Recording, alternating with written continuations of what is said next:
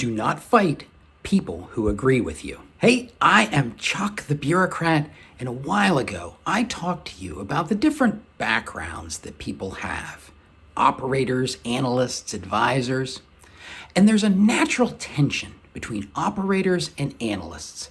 And one of the sources of this tension is the difference between the way operators and analysts make decisions.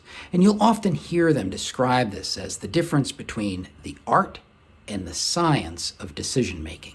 But I think this is a completely false dichotomy. I mean, operators have years of experience getting missions done, and it's not at all surprising to see them walk into a room, look at a situation, and intuitively know exactly what needs to be done. In his book, Blink, Malcolm Gladwell calls this rapid cognition, or thinking faster than we realize. You see, the operator's intuition is really the product of experience, training, experimentation, planning, reflection, AARs, study. What looks like art is really the result of a lifetime of research. In fact, my personal favorite factoid on this matter is that if you take the title of Sun Tzu's Art of War and you translate it literally into English, it's actually Sun Tzu's Military Methods. So what I'm saying is that what an operator thinks of as art is really a lot closer to analysis. But to the analyst who gathers his data and crunches his numbers and he makes his graphs, it can be pretty galling when an operator just breezes in and makes a snap decision. In fact, I have seen operators and analysts who fully agreed on the way ahead, but they fell out and it turned into a huge argument just because they didn't like the way that the other one came to their decision. Well, you've never been on the ground. You don't understand the complexities of the battlefield. Well, you haven't considered the full range of data. You're just looking at it from your foxhole. Enough. You fight your adversaries, not your allies. You see, when that operator's intuition and the analyst's rigor works together, that is when you are strong.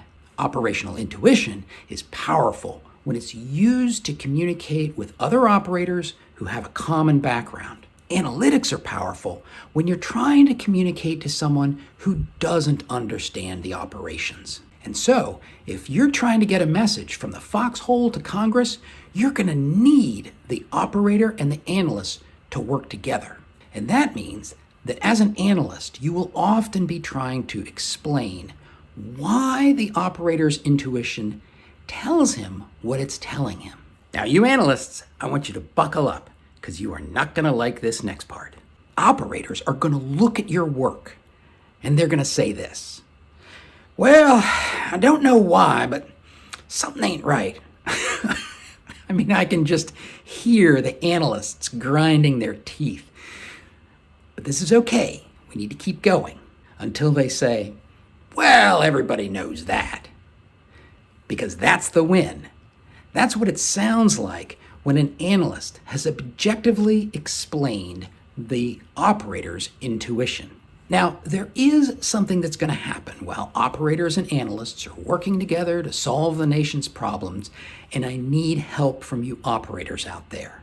And you analysts out there, this is not for you to suggest or imply, and certainly not something to lead with. Sometimes an operator's intuition is specific to a subset of operations that are being analyzed. So the question that an operator should ask himself when he says, well, that ain't right, is that because my experience is different than what we're actually analyzing? And here's the thing. The answer to that question is never to just go along with whatever the analysts are saying. I know, I hear the teeth grinding continuing because as an analyst, I've been trained to go, what does the data say? Let's say that. But if the data is telling a story that contradicts operational experience and nobody can figure out why, it pays to get more operators involved. After all, the battlefield looks a heck of a lot different to an infantryman or a logistician or an aviator. You build successful teams by bringing together people with different skills, views, and capabilities. And one of the most important combinations is putting together operators and analysts.